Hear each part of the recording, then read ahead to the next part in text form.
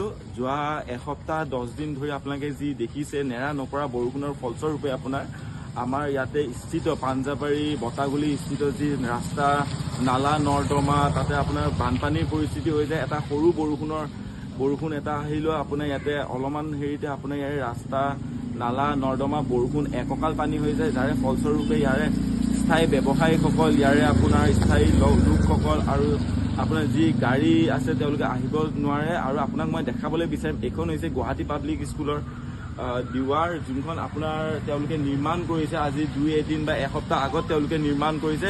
কিন্তু মই আপোনাক জনাবলৈ বিচাৰোঁ ইয়াতে এটা নালা আছিল, যিটো নালা ইতিমধ্যে কৰ্তৃপক্ষৰ ফালৰ পৰা আপোনাৰ বন্ধ কৰি দিয়া হৈছে। ইয়াতে এটা নালা আছিলে আপোনাৰ, যিটো নালা ইয়াৰে কৰ্তৃপক্ষৰ তৰফৰ পৰা স্কুল কৰ্তৃপক্ষৰ তৰফৰ পৰা অধ্যক্ষৰ ফালৰ পৰা এই নালাটো বন্ধ কৰি দিয়া হৈছে। আৰু এই নালাটো বন্ধ কৰি দিয়া ফলস্বৰূপে ইয়াতে বানপানী হোৱা দেখিবলৈ পায়। আৰু মই আহ্বান জনাম কৰ্তৃপক্ষ প্ৰশাসনক সকলোকে আহ্বান জনাম, যি নালা ইয়াতে আছিলে এই নালাৰ নিৰ্মাণ তেওঁলোকে কৰক। কাৰণ এইখন হ'ল আপোনাৰ গুৱাহাটী পাব্লিক স্কুলৰ দিৱাৰ, সিফালে আপোনাৰ আছে গুৱাহাটী পাব্লিক স্কুল, তাৰে মাজেৰে এটা নালা এটা আছিলে। সেই নালাটো আজি বহু বছৰৰ পৰা আছিলে, এইটো নহয় যে এইটো 2-1 বছৰ আগত, বহু বছৰ ধৰি এই নালাটো আছিলে।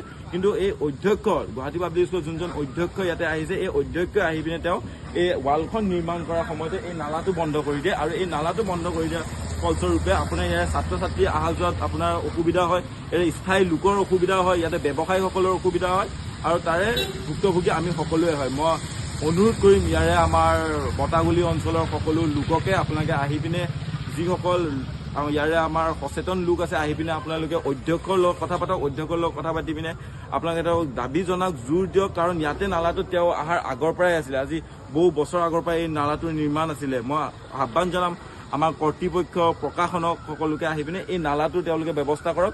ইয়াতে 2-এটা কাৰণ আৰু আছে, ইয়াতে জাবৰ পেলোৱা হয়, আপোনাৰ নালাটোত জাবৰ পেলোৱাৰ বাবেও হয়।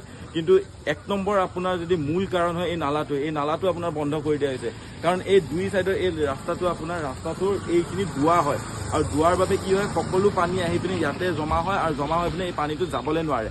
মই অনুৰোধ কৰিম পুনৰবাৰ আপোনাৰ প্ৰশাসনক, স্কুল কৰ্তৃপক্ষক, বটাগুলিৰ ৰাইজক যে এই নালাটো আপোনালোকে নিৰ্মাণ কৰা এটা চিন্তাধাৰা কৰক, আৰু কৰি পিনে ইয়াতে যি বানৰ পৰিস্থিতিৰ বাবে আপোনাৰ অসুবিধাৰ সন্মুখীন কৰি আছে ইয়াৰ স্থায়ী লোককে তাৰে সমাধান কৰক। ধন্যবাদ।